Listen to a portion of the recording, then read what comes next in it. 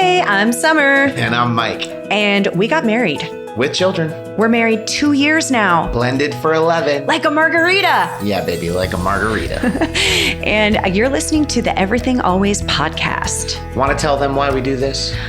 We do this because blending families isn't easy. There's step-parenting, co-parenting, his ex, Her ex. schedules, sibling rivalry, Money issues. custody issues. Dating and relationship issues. It's a whole lot of stuff. Blended with a whole lot of good stuff. And we're here to talk about all of it because we've done most of it. We might not be experts, but we've learned a lot. And we're still learning, and we want to share that with you. Thanks for joining. Now let's go. Well, hello, and welcome to another Everything Always podcast. Two apologies before we begin. I'm a little bit congested, so I apologize if my voice is a little funky. And we've got some big Santa Anas blowing here in San Diego right now. You've probably heard of the fires in LA. There's a lot going on, so you might hear some of that in the background as well. I had to get this episode out for you guys because I think it's a really good one. It is just me today, Summer Mulder, at your service. We are going to talk about co-parenting with a narcissist and how do you deal with that? If you've ever felt terrified or humiliated or totally frustrated and hopeless, you probably know what it's like to co-parent with a narcissist, or at least somebody with narcissistic traits. Last week, Mike and I went in deep on narcissism. First, we wanted to get clear on what this personality actually looks like, and also to encourage parents and people in general to be careful of what they say, because people are quick to call someone a narcissist. And so we really wanted to define, based on research, what a narcissist actually is, what that looks like. And so we talked about the traits of a narcissist, and we also talked about the type of people that narcissists attract, which was super interesting. There was a lot of good stuff in that episode, but in doing that episode and in doing the research, we realized, oh my gosh, there are like a million different things to talk about when it comes to this. This is like a very real big issue. The purpose of that episode was really to say, okay, are you really in a relationship with a narcissist? Are you really dealing with one? Are you co-parenting with one? Instead of just calling someone a narcissist. So check out that episode if you haven't heard it. So today I'm diving into co-parenting with a narcissist. Mike and I, we have yet to do another episode where he and I are going to talk about how to deal with a narcissist in general, what to do with that person, like in terms of how do you react to them, how do you respond to hopefully keep them at bay. Today, to really hone in on co-parenting with a narcissist, I wanted to share tips on how to have that relationship. Because here's the interesting thing. Most of the questions that I've been getting here are about high conflict co-parenting. And a lot of people are saying that they are dealing with a narcissist and they're struggling. They're really struggling on co-parenting. And so whether it's true or not that that person is a narcissist, I have no idea. I don't know. I'm also not somebody that can diagnose that. I don't know. But I do know through research what those traits are. And I'm hoping that today what I share can help you if you are indeed co-parenting with a narcissist and you're sure that that person is one, or if you recognize these traits, they're still going to be helpful with somebody who demonstrates those traits with their personality. All right, so let's do this. I'm going to go right into it. If you are pretty sure that you're co-parenting with a narcissist, then you've already dealt with the bad news, which is you are stuck with this for at least until your children are 18 and quite possibly beyond, because there's other important events that they're going to be involved in. So you've come to terms with going, crap, I might have divorced you, or we might not be together anymore, but I still have to deal with you. And we have children together. We have the most important people in my life that we're dealing with. So I have to interact with you. And it is a very crushing, terrifying feeling. It is reality. But there are things that you can do to still parent in the most healthiest and productive way. In our last episode, we talked about those traits, which were that narcissists feel they are superior to everyone else. They lack empathy. They can't handle criticism at all. And they require a lot of admiration and putting them up on a pedestal, which is that whole superior thing. For them, being right and being superior and getting their way is literally what they live for. Like, it's very black and white. It's either I'm this, and if I'm not superior, then I will do everything I can, hurt anyone I can in order to be seen as good and right. And if you threaten that, then you will deal with the wrath of narcissism. And we talked about that on the last episode, which is it's hardcore. It's not just, hey, you hurt my feelings, or I don't like how you did this. It's like, I'm coming back tenfold. Someone who is not a narcissist could behave in some of these ways, but then they will see that they were wrong and they would then take responsibility. They would feel empathy for acting this way, for how they hurt others, and then they would change their behavior. But a narcissist doesn't see that there's a problem with their behavior, which makes rational problem solving nearly impossible, if not just totally impossible. So what's interesting is that while there is this grandiose persona, the ego of the narcissist is actually quite fragile.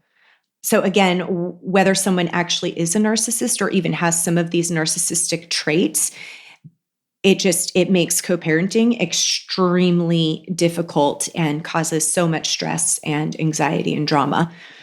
So before I get into these tips, I want to look at what a narcissist parent looks like. So first, it's important to understand that as much as you try to rationalize or influence a change in a narcissist's behavior or their perspective, it just won't happen, which makes it very frustrating for you. And just because they have, this precious little being that, yes, you have created together, this little human, it doesn't mean that the mindset that they have is going to change. In fact, the ego and superiority complex could actually grow even more once they have children, because now the attention is about the child and not them. And so you can start to see some really crazy erratic behavior because the attention is not on them anymore and they want that back. A narcissistic parent is known to manipulate their children in order to serve them and their needs and to keep the children under their control, because they now have these beings that they can mold and say, hey, I control you, I am superior. And it's ideal for them to do that. When you're working with or trying to work with a narcissistic co-parent, you will notice that even trying to make like the littlest decision about the most basic thing, like it might be a school activity, it might be a drop off, or what brand of toothpaste they should use, like small basic things like that can actually turn into a huge deal with a narcissist, whereas somebody that you are really having a successful co-parenting relationship with will have some compromise in there. And it's more of a friendly, even if you're not friends, but a friendly interaction of helping each other for the sake of the child. But with a narcissist, remember, they must be right. And so it's pretty common for them to say, I don't want drama, you want drama. They'll turn it back on you. But really what they're doing is causing something big out of something that doesn't need to be big at all. So let's talk co-parenting now. A great co-parenting relationship exists when parents get along with each other. And it doesn't mean that you have to be friends, which is great if you are. And I've seen a lot of relationships where the parents are friends and it's awesome for the kids. Even just being friendly, which doesn't mean you're friends, but you're friendly and kind and respectful of each other. But really what a good co-parenting relationship looks like is about getting along as best you can and working together to eliminate drama and really to keep the kids in the most secure and safe position that they can be in. And with this comes putting your children's needs in front of your own. And that whole concept is pretty much a no-go for narcissists, because you cannot mess with their needs. And they have this perspective that the children are there to serve them. Side note, I just want to throw this in. Many narcissists are known to have adopted this behavior because of their own parents and upbringing. We talked about this on the last episode, that a lot of them have learned it because their own parents were narcissists, or because they were abandoned. They have some sense of neglect, and so they don't feel important. They haven't gotten that admiration, and so they are all entitled to get it. And it's not uncommon to hear them complain about their parents. And in fact, the love and the support that they wish they had growing up will actually be the thing that they're depriving their own children of. So just like think about that what they're complaining about that they didn't get as a child is what they're now depriving their children of. It's kind of crazy. And some of them will actually have feelings of jealousy that their children are getting that, and they didn't get that from their own parents. So then it becomes this even bigger reason to control their children. Crazy stuff. Research it. You'll find this. It blows your mind. I mean, there's plenty of information on this stuff on the internet from doctors and experts. Again, I'm not a doctor. Mike's not a doctor. This is all shared information that we have gathered together. I'm hoping that it's super helpful for you. Okay, so back to it. We've talked about parallel parenting on some episodes, especially when it comes to high conflict parenting, co-parenting relationships. So when co-parenting and getting along isn't possible, not necessarily because of narcissism or any kind of personality disorder or anything like that, but it's really just because emotions are high. And so there's a lot of conflict going on. You highly disagree on certain things. Parallel parenting can become a really effective and productive solution because it helps eliminate drama for the children and for all that are involved. A quick recap of what parallel parenting is. The whole reason that this parenting style was designed and recommended was to reduce conflict. So instead of talking to each other on a regular basis by phone and, agreeing to things or making sure that you would come to an agreement with things that are related to the children, because you're unable to do that, you now limit the communication that you have. And it's usually done now in writing and instead of phone calls. And in a lot of cases, which I actually totally recommend and have recommended on other episodes, is having that communication done through an app. And there's one called My Family Wizard, which a lot of courts will actually order parents to use for their communication, especially when conflict is high. But this is an app where communication is documented, expenses are tracked, you can upload receipts, you have a shared calendar with all of the schedules, and it even will moderate the type of tone that you're using when you are communicating within that app with the person you're parenting with. So if you're saying something, that seems a little bit negative, cold, or accusatory, something that is likely to lead to more conflict or an argument, it will warn you of that, which is pretty cool. I think it's an awesome app to use.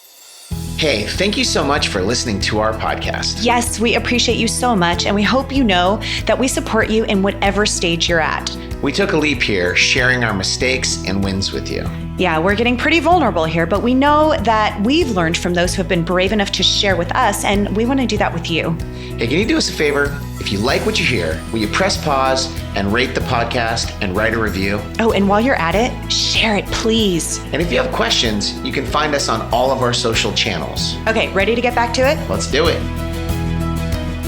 So with parallel parenting, you're no longer making most of the decisions for the children together, and you're making them independently when you have the children on your time.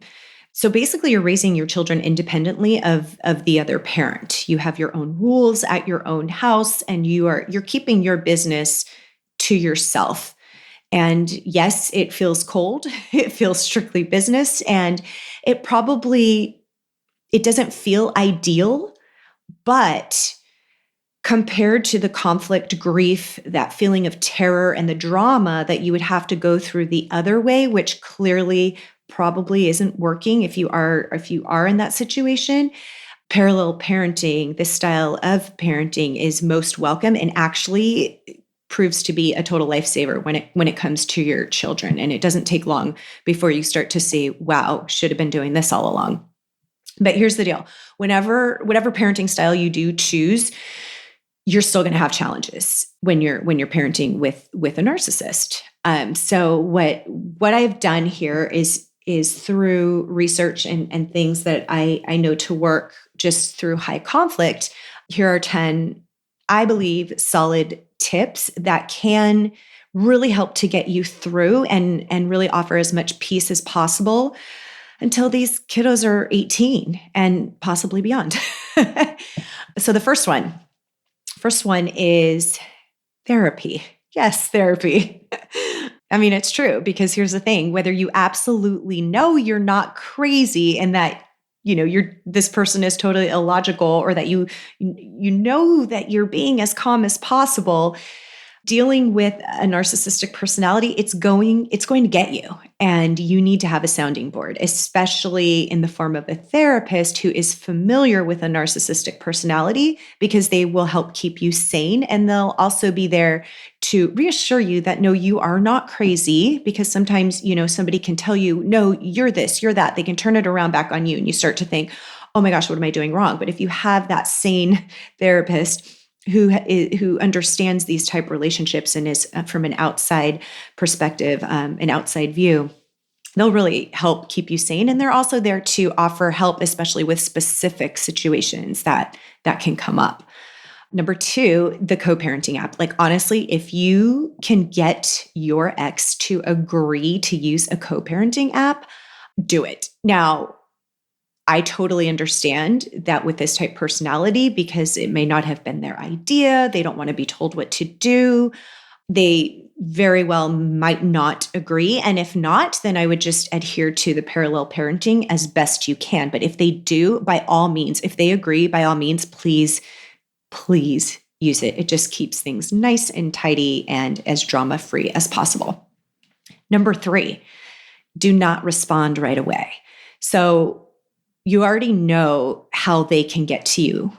They did it when you were dating. They did it when you were married, if you were married to this person, and they're probably still doing it to you. And they're doing it to your kids. And they want to get to you. That's the thing. They are looking to be superior. And so if they can say things that make you feel inferior, then they are winning. Because remember, this is what they live for.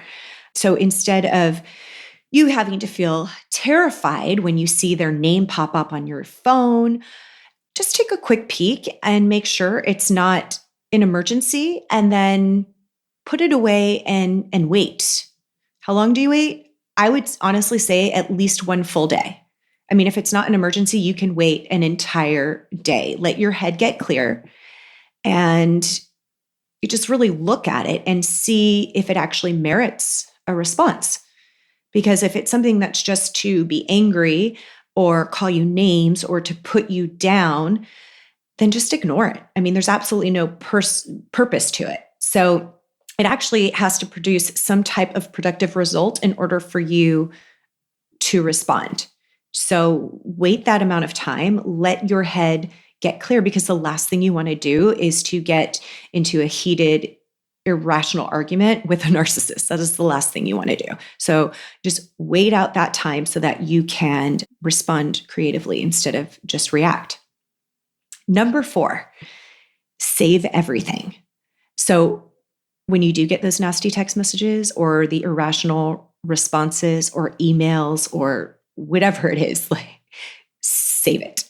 Because you just never know with a narcissist. Be as tidy as you can with your finances. If you guys are going halvesies on things, keep up with all of that. Make a record of what you're spending, what you're supposed to be receiving, all of that. Just save it all, document it, start doing it. Once you start doing it and have a system, it should be pretty easy to keep up with. But you don't know how far they will go. And unfortunately, with court systems today, as much as you can see, they'll clearly see that this person is a narcissist, they might not. And so you want to make sure that you have all of your ducks in a row. So save all of those things, and it's make sure this is another reason to be mindful of how you respond and keeping yourself mature and businesslike.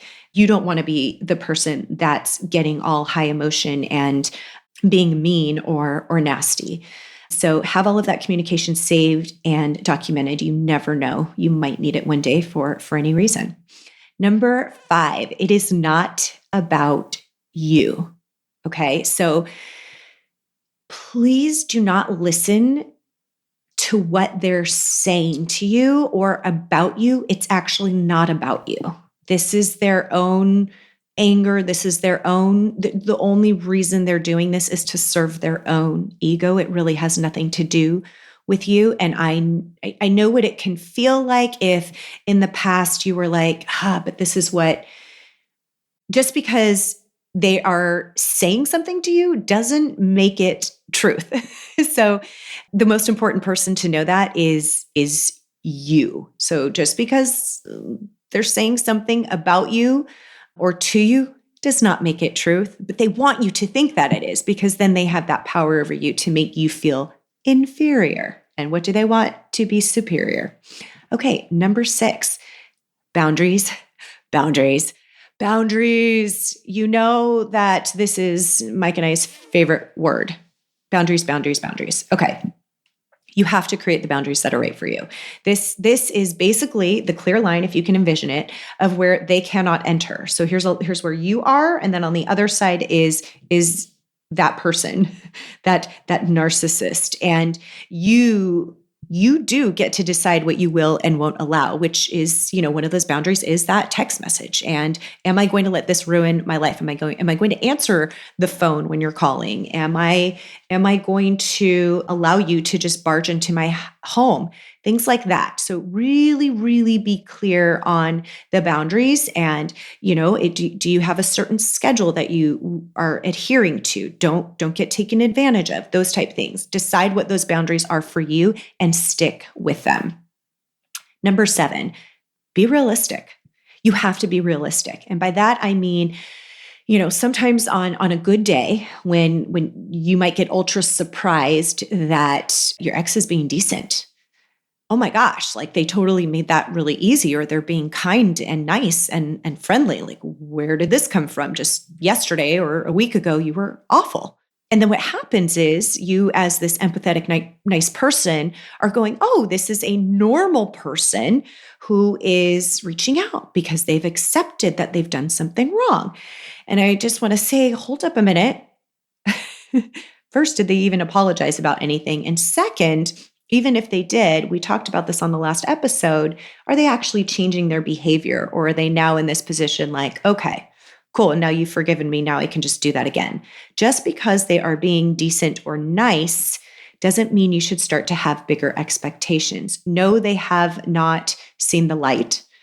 Probably don't really have remorse, but you might be going, oh my gosh, they've seen the light. They have remorse. They've seen the error in their ways. But no, they're not. They're not. It could be for any other reason that they're acting that way. But please understand that soon enough, those same behaviors will ensue, because after all of these years, have they really changed? Expecting the best from them is unfortunately the fastest way for you to feel disappointed. So be realistic and be prepared for what the worst might be and what their typical behavior is. And you'll stop feeling let down so frequently. Number 8, let it go. So you're not going to like some of the things that you hear that are going on at your ex's house. The kids are going to come back and tell you things. And just remember that this is why parallel parenting is a really good option, because now, unless there is something wrong, like physical abuse or danger going on in that house, oh, my friend, you have to let it go. You just have to let it go, because you cannot control it. You can only control what happens on your time. So it doesn't matter if you think you're right. It doesn't matter if you don't like how they handled a certain situation with their discipline. It doesn't matter if you don't like their rules or understand why it exists at all, or whatever it is. It doesn't matter unless they are in danger, or they're in physical harm, or something that actually requires the law to get involved. You don't control that, because that is their time with their children. And because you can't control it, the only thing you can do is let it go and just focus on what you can control, which is your time with your children. And I promise you, you will save yourself from unneeded stress in the meantime. All kinds of things you'd get worked about, you don't need to. Number 9, stay independent. Now, I know there are some things you may depend on your ex for. Maybe that's certain financial things. I don't know what those are. You know what those are. But my advice is that as much as you can, be independent from this person as much as you can.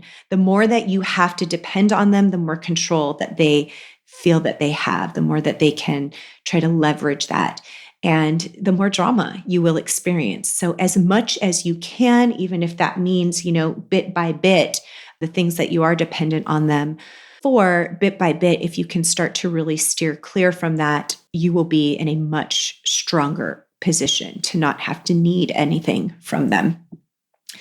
Number 10, be an example to your kids. So right now, if you are going through this type of high conflict, if you are dealing with a narcissist, it's more important than ever that the time they have with you, you are demonstrating kindness, respect, humility, and especially empathy. This is where you really need to shine in who you are and teach them these things. And how do you do this?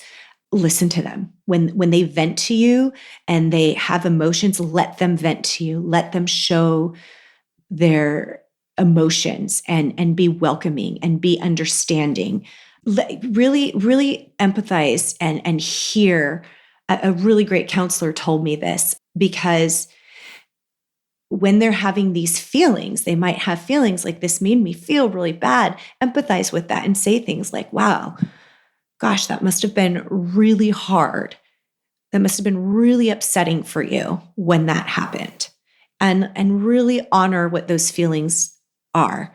For a lot of kids, sometimes their feelings are poo-pooed by a narcissist. If they have a narcissist parent, if you've dealt with a narcissist parent yourself, you might know that, where it's kind of just like, oh, you're feeling bad? Well, that's not real. That's your own guilt, or that's your own whatever. And so they're feeling that.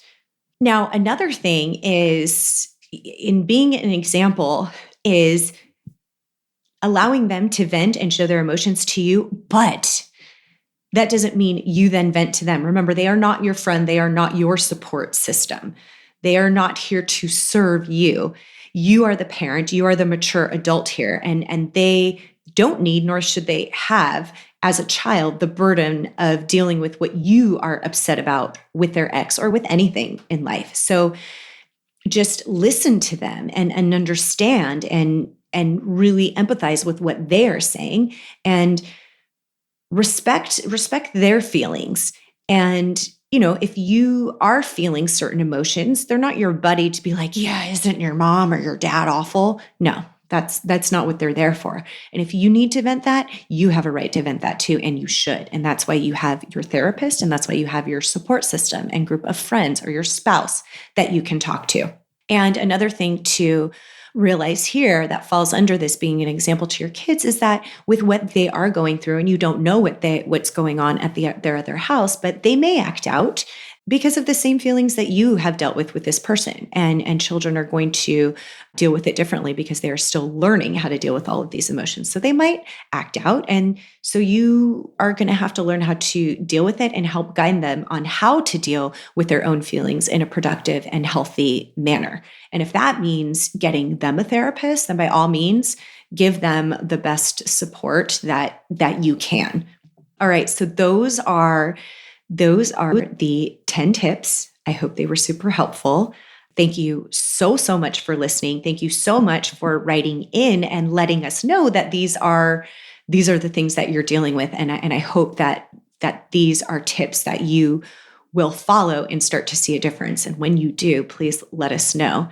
And just remember, here with Everything Always podcast, we have just one major goal, and it's really to bring you value. It's to give you tips that will work to make your life as a single parent, as a step parent, as a co-parent, being part of a blended family. It's to make your life better and to be more harmonious and to create more peace. And in order to continue to bring that type of value and help to you, we want to be sure that we're answering what is important to you. So that means we need to hear from you. So please keep the questions, keep the comments coming. For all of this, just remember that you need to be good to you, because you can't be good to your family if you aren't good to yourself. And so if you are dealing with these things, or whatever you are dealing with, challenges, we are totally sending you like all the love and support. And especially if you are in this situation in dealing with a narcissist, I really hope that you find support that you need. Take advantage of these tips. If you do have more questions or comments, please let us know. The best way to do that is you can send a direct message to me through Facebook or Instagram. Just search for Summer Mulder. You can also search for Michael Mulder. And you can also go to summermulder.com and you can submit a message on the contact page, and we will get back to you and we will make sure that we address these questions. And you know what, guys? Because we want to help others as well, we would really love if you could write a review on whatever platform you're listening to this on. Maybe it's iTunes, maybe it's Spotify, Stitcher. I don't know how you're listening to this, but if you could write a review, that would help us so much. And please share this with people that you really think it could help, even if it's someone that you don't necessarily like. All right. Thank you again. And until next time. Thank you so much for listening to our podcast. Our goal is to bring you all kinds of value that will help you navigate these challenging waters of blending a family. Reach out to us if there's something specific you want to hear. And don't forget to like, rate, and subscribe to the podcast. And if you really like it, share with someone you love. Ooh, and be bold enough to share it with someone you don't.